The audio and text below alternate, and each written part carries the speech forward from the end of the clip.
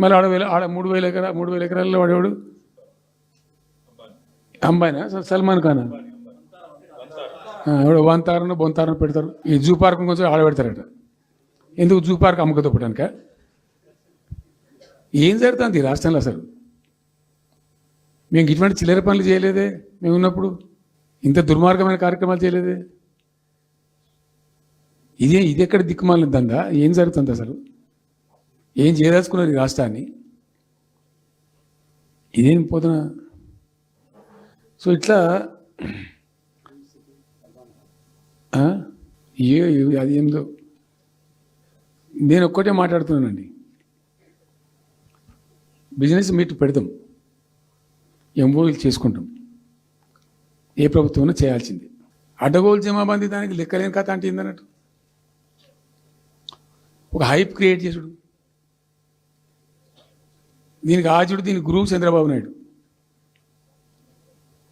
ఇప్పుడు చంద్రబాబు నాయుడు చెప్పిన లెక్కల బిజినెస్ వచ్చేది ఉంటే, ఎంఓయూలు సక్సెస్ అయ్యేది ఉంటే, ఆంధ్రప్రదేశ్లో ఈ పాటికి 20 లక్షల కోట్లు వచ్చి ఉండాలి. ఆయన ఫస్ట్ టైం అలా సీఎం ఉన్నప్పుడు ఆ ఊళ్ళో పెట్టే కదా, వైజాగ్లో, అమరావతిలో కదా, వైజాగ్లో పెట్టిండు. వైజాగ్లో ఎవరు వెళ్ళి ఎంఓయూలు చేసిన వాళ్ళంటే వంట మనుషులు అని చెప్పిండ్రు. ఆ స్టార్ హోటల్లో బయట వంట మనుషులు, వాడు ఎవడు ఆ సప్లై చేసేటోళ్ళు, వాడు వచ్చి కూర్చోపోయి సంతకం పెట్టే పెట్టిండు వాడు పాపం. అవునా అండి, పాపులర్ అయింది అది. ఇప్పుడు మరి ఎక్కడ ఆ పెట్టుబడి ఎక్కడ చెప్పండి? ఆఖరికి 10,000 కోట్లు అన్న రావాలి. 15 లక్షల కోట్లు, 6 లక్షల కోట్లు, 8 లక్షల కోట్లు. అయితే అప్పుడు తమాషా జరిగింది. ఈ భోపాల్ ముఖ్యమంత్రి, అప్పుడు నేను ముఖ్యమంత్రి నుండి భోపాల్ ఆయన పేరు శివరాజ్ సింగ్ చౌహాన్, ఆయన సీఎం ఉండే. ఆయన ఆ ప్లానింగ్, అదే ఇప్పుడు నీతి ఆయోగ్ ఉంది కదా, దానిలో సబ్ కమిటీకి ఆయన చైర్మన్. నేను భోపాల్లో పెడతా, బాయ్ సాబ్ జర వచ్చిపోను ఖచ్చితంగా ఊరికే బతిమాలితే ఫోన్ల మీద ఫోన్లు చేస్తే ఏం భోపాల్ లేవా మీరు చూసుకొని అంటే, లేదు సార్ నువ్వు తప్పకుండా రావాలంటే సరే అని పోయినండి. అయితే ఆడొక ఇండస్ట్రీ మినిస్టర్ ఉంది, వాళ్ళ గవర్నమెంట్కి ఉంటారు కదా మధ్యప్రదేశ్కు. ఆమె వచ్చి నీ కొడుకు వచ్చి బాగా ఆగమాగం చేస్తానండి మమ్మల్ని అంటే, ఎందుకు చేస్తాడమంటే ఆయన అదొకటితోటి మాట్లాడి ఎక్కువ చేసుకుంటుండే బాగా అంటే, నువ్వు కూడా అన్నాడు గట్టిగా చెయ్యి. ఆమె వసుంధర రాజే చెల్లెలు, ఆమె పేరు యశోధర రాజేనా ఏదో అన్నది. అంటే నేను అంతకుముందు ఒక కొద్ది రోజుల ముందే నేను భోపాల్ పోవడానికి ఒక దాదాపు 2-3 మంత్స్ బిఫోరే మోడీ గారు వచ్చిండు. అక్కడ వచ్చి 14 లక్షల కోట్లకి ఎంఓయూ చేసి పడేసారు. ఇది మధ్యప్రదేశ్ గవర్నమెంట్. నేను మొన్న 14 లక్షల కోసం చేసింది కాదమ్మా, మీకు నాకు అర్థం కాదు, నీకేం రాలేదంటావు నువ్వు. ప్రధానమంత్రి మీకు సపోర్ట్ ఉండే, మీకు పార్టీ అయ్యి మీకు మంచిగా నీకు ఇంత లాభం ఉంది అంటే, ఓ సో బోగసాయి సాబా ఆమె నేను అతను ప్రామిస్ చెప్తాను. నేను ఐ వాజ్ షాక్డ్. అది వచ్చేదా పోయేస్తానంత వాటిగా గ్యాసు అంటే, ఈ గ్యాసులు ఎవరిని మోసం చేయడానికి ఇంత వంచిస్తారా ప్రజలను? నికరంగా వస్తే పెట్టుబడులు రావాలి కదా, కనబడతాయి కదా. ఆ పెట్టుబడులు వస్తే లాభాలు జరుగుతాయి, ఉద్యోగాలు వస్తాయి, ఫ్యాక్టరీలు వస్తాయి, అడిషనల్ ఇన్కమ్ జనరేట్ అవుతుంది, స్టేట్ గవర్నమెంట్కి జిఎస్టీ పెరుగుతుంది. ఏం లేదు, వాటిదే గ్యాసు. మొన్న వీలైతే చెప్పి 5 లక్షల, నువ్వు కొంచెం తగ్గించి చెప్తున్నావు. నేను పేపర్లో చూసింది 575.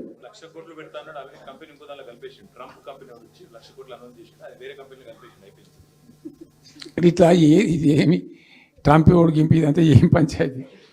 ఇట్లా ఈ మోసాలు చేసి ప్రజలను ఎంతకాలం పంచిస్తారు? రియల్గా కాంక్రీట్ టర్మ్స్లో రియల్గా రావాలి, కృషి చేస్తే నిజంగా తండ్రాడాలి. మా గవర్నమెంట్ వచ్చిన నాడు హైదరాబాద్ నుంచి సాఫ్ట్వేర్ ఎక్స్పోర్ట్స్ 57,000 కోట్లు ఉండేనండి. మేము దాన్ని 2,47,000 దాకా తీసుకుపోయినాం. స్టెప్ అప్ చేసుకుంటూ వాటిని నరికితే గాలిలో మడలు చేస్తే వస్తాయా? మేము బిజినెస్ మీట్లు పెట్టలే, కాంక్లేవ్లు పెట్టలే, ఏం లేదు, పరదాలు కట్టలే. బెస్ట్ పాలసీ చేస్తే ఆటోమేటిక్గా అట్రాక్ట్ అయి వస్తారు. నేను చెప్పిన అప్పుడు ఒక ఆయన ఉండే పాప, ఆయన చీఫ్ సెక్రటరీ కూడా రిటైర్ అయ్యాడు. ఆయన పేరు ఉండే మాధవరావు అల్లుడు ప్రదీప్ చంద్రకు చెప్తే ఆయన పాలసీ తయారు చేయమని చెప్తే తెప్పించిండు పాపం, చాలా దేశాలకు తెప్పించిండు. ఒక 50 సార్లు రిజెక్ట్ చేసిండు. ఇట్లా కాదు, నాకు కాంక్రీట్ కావాలి, ఇంకా మంచి కావాలని చెప్పి చాలా కష్టపడి చేసిండు. I must appreciate him. The best policy was brought in. తెచ్చిన తర్వాత కూడా ఎట్లుంటుందంటే, ఒక కంపెనీ వాడు వచ్చిండు, ఫాక్స్కాన్, ఆ మహారాష్ట్రలో కొట్టుకుపోయింది. ఫాక్స్కాన్ అనే కంపెనీ చాలా పెద్ద కంపెనీ వాస్తవానికి. ఇదేవి తయారు చేస్తారు, ఈ సెల్ ఫోన్లు ఇవన్నీ ఎలక్ట్రానిక్స్లో ఉన్నాడు. చాలామంది ఉమెన్కి ఎంప్లాయ్మెంట్ దొరుకుతుంది దాంట్లో, వేల మందికి. సరే వస్తే మనకు కూడా లాభం జరుగుతుంది. వాని ఎంబడి మస్తు దానిలో ఆల్మోస్ట్ వచ్చిండు, 90% వచ్చిండు.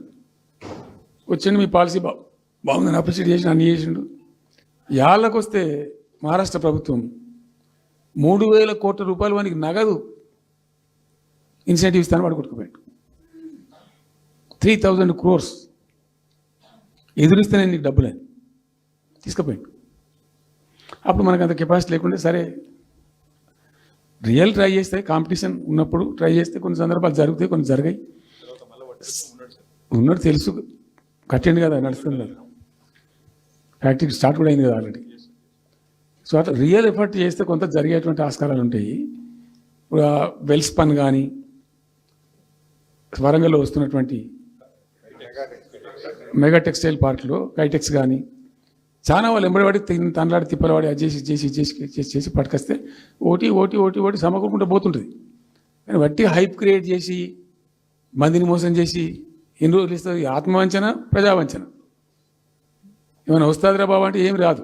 ఈ గ్యాస్ల ప్రజలను పెట్టి ఇప్పుడు ఇస్తాన 2,500 దిక్కులేదు మహిళలకు, 1,000,000 మంది మహిళలను కోటీశ్వర్లను చేస్తాం. కాంగ్రెస్ మంత్రులంతా ఒకటే పాట పాడు, ఏమి ఎట్లా చేస్తావా 1,000,000 మంది మహిళలను కోటీశ్వర్లను? నీ దగ్గర ఉంటేనా? ఉన్న రెవెన్యూ పీకింది రాష్ట్రాన్ని, లోపలికి అయిపోయింది. మేము ఉన్నప్పుడు గ్రోత్లో 50% లేదు. అసలు మీకు గ్రోత్ గురించి అవగాహన ఉందా? ఒక్కొక్క రూపాయి కూడబెట్టాలి, ఎట్ట తీసుకుపోవాలి.